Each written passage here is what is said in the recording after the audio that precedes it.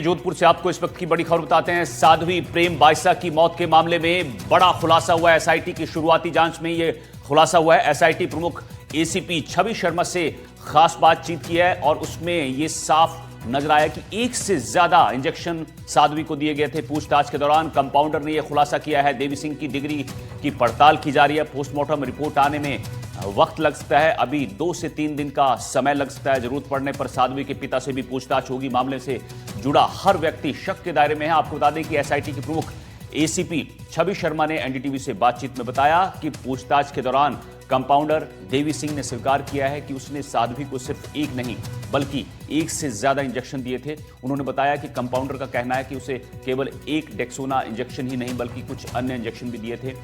हालांकि इन इंजेक्शंस की प्रकृति, दवाओं के नाम और उनकी मात्रा को लेकर जांच अभी जारी है। इसके अलावा देवी सिंह की डिग्री और बैकग्राउंड की भी पड़ताल की जा रही है। एसआईटी का कहना है कि इस मामले से जुड़ा हर व्यक्ति फिलहाल शक के दायरे में है और किसी भी एंगल को नजरअंदाज नहीं किया जा सकता है। छवि शर्मा ने बताया कि पोस्टमार्टम रिपोर्ट आने में अभी 2 से 3 दिन का समय लग सकता है। उन्होंने ये भी कहा कि जरूरत पड़ने पर साध्वी के पिता से भी पूछताछ की जाएगी।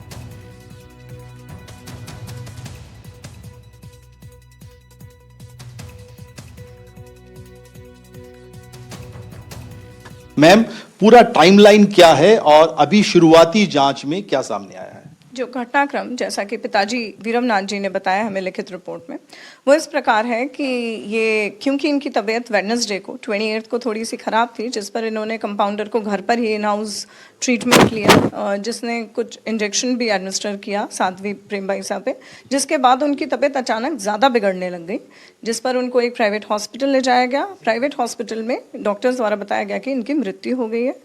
जिसके बाद बॉडी को एमजीएच लाया गया, जहां पर प्रॉपर वापस से एग्जामिनेशंस के बाद उनको डिक्लेयर डेड करके मॉर्चरी में बॉडी शिफ्ट कराया गया।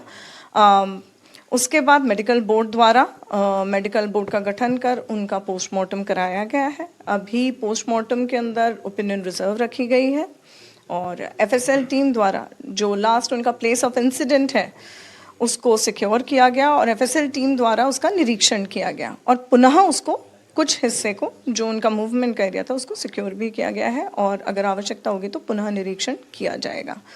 इसके अतिरिक्त जैसा कि आपने फरमाया, जो श्रीमान सीपी साहब ओम प्रकाश सर के गाइडेंस में और उनके आदेश से डीसीपी साहब वेस्ट, एडीसीपी साहब वेस्ट के निर्देशन में एसआईटी जो है वो काम कर रही है। एक एलैबोरेट एसआईटी टीम है जिसके अंदर साइबर एक्सपर्ट्स भी हैं और भी जो चीज़ों को, ऐसे कॉम्प्लिकेटेड चीज़ों को समझते हैं, टेक्निकल एक्सपर्ट्स वो भी हैं और कोशिश यही है कि हर बिंदु पे गहनता से जांच हो और एक्सपेडाइट करके प्रोसेस को जल्द से जल्द अनुसंधान जो है वो पूर्ण किया जाए। कई तरह की थ्योरी आ रही है कि हाथ नीला पड़ गया था, नाखून काले थे या कुछ चोट भी थी, ऐसा कुछ आपके पास जानकारी आई है?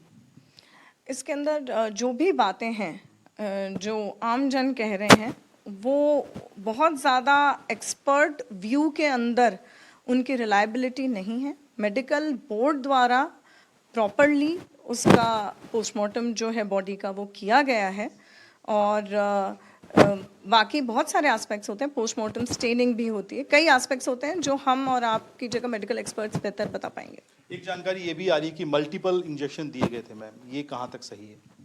जैसा कि जो कंपाउंडर हैं जिन्होंने वो इंजेक्शन एडमिनिस्टर किए गए थे, जिनके द्वारा उनसे पूछताछ की तो उनके द्वारा बताया गया कि उनके द्वारा इंजेक्शंस दिए गए थे। जी, पिताजी से भी बातचीत होगी, पूछताछ की जाएगी? प्रत्येक व्यक्ति जो उनके साथ कांटेक्ट में थे लास्ट, या जिनके जो स्टेटमेंट्स हैं जो रेलेवेंट हो सकते हैं, और फादर, क्योंकि नो डाउट वो फादर के साथ ही रह रही थी और फादर ही थे जो हॉस्पिटल भी लेके गए, जिन्होंने इलाज भी कराया और लास्ट मोमेंट्स में उनके साथ थे, तो उनके स्टेटमेंट्स बहुत इंपॉर्टेंट हो जाते हैं। वो क्या शक के दायरे में है? अभी जो फादर द्वारा लिखित रिपोर्ट दी गई है उसके सीक्वेंस ऑफ इवेंट्स जो हैं उनकी पुष्टि होती है। जैसा कि उनके द्वारा बताया गया है, अगर मेडिकल जो रिपोर्ट्स आएंगी फाइनल कॉज ऑफ डेथ को लेके, या कोई ऐसा टेक्निकल एविडेंस या अन्य कोई ऐसा एविडेंस प्राप्त होता है जो किसी को भी शक के घेरे में डालता है, तो उस चीज़ पे भी प्रॉपर्ली अनुसंधान किया जाएगा। पोस्टमार्टम रिपोर्ट कब तक मैम उम्मीद करें? वो आपको मेडिकल एक्सपर्ट्स जो हैं, मेडिकल ज्यूरिस्ट साहब, वो बेहतर बता पाएंगे। 2-3 दिन का समय लगेगा? अभी समय लग सकता है क्योंकि इसके अंदर भी मल्टीपल एजेंसीज इन्वॉल्व होती हैं। बातचीत के लिए बहुत शुक्रिया। कैमरामैन जसराज के साथ सुशांत पारिक, एनडीटीवी, जोधपुर। तो आपने ये एक्सक्लूसिव बात सुनी। एसआईटी प्रमुख छवि शर्मा ने साफ किया है कि यहां पर मल्टीपल इंजेक्शंस दिए गए थे और जो भी उस वक्त साध्वी प्रेम बाइसा के कांटेक्ट में था, जरूरत पड़ने पर सभी से पूछताछ की जा सकती है। तो बड़ा खुलासा एनडीटीवी पर एसआईटी प्रमुख ने किया है और अब यहां पर ये जो खुलासा हुआ है इसके आधार पर जांच आगे बढ़ेगी। और पोस्टमार्टम रिपोर्ट को बताया कि क्योंकि यहां पर कई एजेंसीज जो हैं जांच कर रही हैं और पोस्टमार्टम रिपोर्ट को और ज्यादा वक्त लग सकता है। सुशांत पारिक हमारे सहयोगी हमारे साथ जुड़ गए हैं। सुशांत, एसआईटी प्रमुख से बातचीत की आपने और एनडीटीवी पर सबसे बड़ा खुलासा उन्होंने किया है कि यहां पर एक इंजेक्शन नहीं कई इंजेक्शन दिए थे। क्या कुछ जानकारी मिल पाई है, किस तरह के इंजेक्शन थे ये?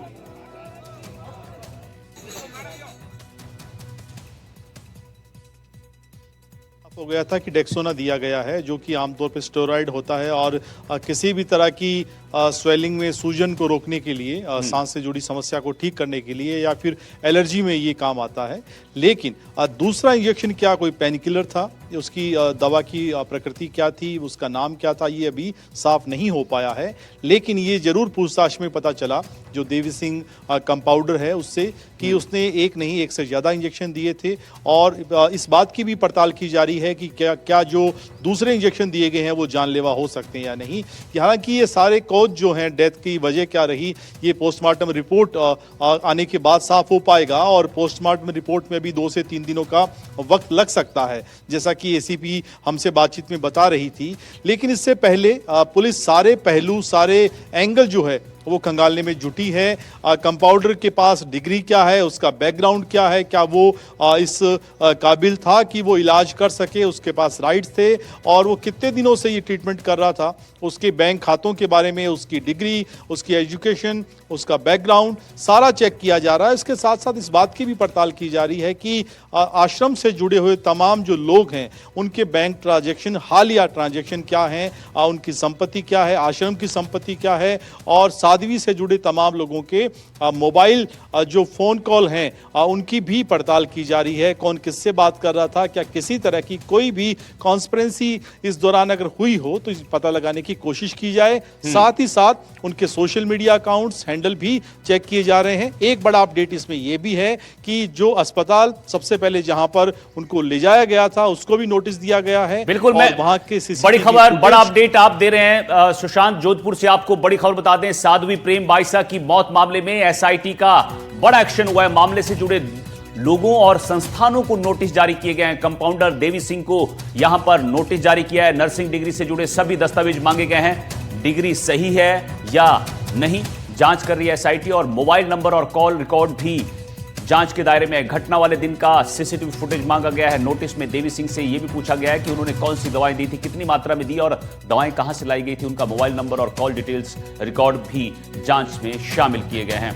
सुशांत, अब यहां पर कार्रवाई एक स्टेप और आगे बढ़ गई है। एसआईटी का एक्शन और संस्थानों को भी नोटिस दिया गया है। कंपाउंडर को तो दिया गया, लेकिन संस्थानों को भी जिन्होंने डिग्री दी थी, दस्तावेज मांगे गए। नर्सिंग डिग्री से जुड़े हुए सारे दस्तावेज यहां मांगे गए। बिल्कुल, सीआरपीसी की धारा 94 के तहत ये नोटिस जारी किए गए हैं और नर्सिंग डिग्री, उससे जुड़े दस्तावेज मांगे गए हैं और साथ ही देवी सिंह से ये भी पूछा गया है कि जो दवाएं उन्होंने दी वो कौन सी थी, कितनी मात्रा में दी गई, कहां से लाया गया उनको, उनके मोबाइल नंबर, कॉल डिटेल और उनके रिकॉर्ड भी बताए जाएं पुलिस को, ताकि ये जांच पड़ताल आगे की जा सके। एसआईटी ने प्रेक्षा हॉस्पिटल को भी नोटिस जारी किया है। इलाज से जुड़े हुए तमाम जो कागजात हैं, मरीज का मेडिकल रिकॉर्ड, घटना वाले दिन का सीसीटीवी फुटेज मांगा गया है और किस हालत में उनको लाया गया था, उस वक्त उनके साथ कौन था और क्या शरीर पर किसी तरह की कोई चोट के निशान थे। ये सारे ऐसे पहलू हैं। इसके साथ साथ फोरेंसिक जांच जो सबसे महत्वपूर्ण एविडेंस होगा उससे जुड़े हुए तमाम दस्तावेज भी एसआईटी खंगाल रही है कि कहीं किसी तरह का विसरा और अन्य सैंपल को भेजने में कहीं कोई त्रुटि ना रह गई हो, ताकि ये जांच प्रभावित ना हो सके। और इसके साथ साथ एक आर्थिक एंगल जो है, जिस तरह की बात हम कर रहे हैं कि कोई साजिश तो नहीं है, कोई कॉन्स्पिरेंसी तो नहीं, प्रॉपर्टी का कोई विवाद तो नहीं, और इसीलिए सभी आश्रम से जुड़े हुए लोगों के बैंक खातों को खंगाला जा रहा है देखा जा रहा है कि कहीं कोई ट्रांजैक्शन तो नहीं हुआ। इसके साथ चल अचल संपत्तियों से जुड़े दस्तावेज भी खंगाले जा रहे हैं और कहीं कोई संपत्ति विवाद, आर्थिक विवाद तो नहीं है। यानी ऐसा कोई पहलू नहीं है एसआईटी जिसकी पड़ताल नहीं कर रही हो। सभी पहलुओं को खंगालने की, बिल्कुल सभी पहलुओं को खंगालने की कोशिश है, लेकिन जो अहम कड़ी है इस मामले में वो कंपाउंडर है, उनसे लगातार पूछताछ की जा रही है। आप वहां मौजूद हैं, अपने लोकल लोगों से बातचीत की होगी। देवी सिंह के बारे में कुछ आपको जानकारी मिल पाई लोकल लोगों से? कब से वो वहां काम कर रहा है, कैसा आदमी है, किस तरह का? देखिए, सरकारी कंपाउंडर है और 4-5 साल से वो इस साध्वी के परिवार से जुड़ा हुआ था, तो कह सकते हैं कि उनके भरोसे का वो आदमी है। हालांकि अलग अलग है बातें सामने आ रही हैं। उनके परिवार के जो लोग हैं वो कह रहे हैं कि उनसे जो बातचीत हुई है, उन्होंने कहा कि मैंने केवल वही ट्रीटमेंट दिया जो मैं अक्सर देता हूं या जो जरूरी था प्रोटोकॉल के तहत। इसमें किसी भी तरह की कोई ऐसी साजिश नहीं है या उनकी कोई ऐसी मंशा नहीं है। वो खुद पुलिस के समक्ष पेश हुए थे और पुलिस ने उसको डिटेल। ठीक है, ठीक है। बहुत बहुत शुक्रिया सुशांत आपका इस जानकारी के लिए।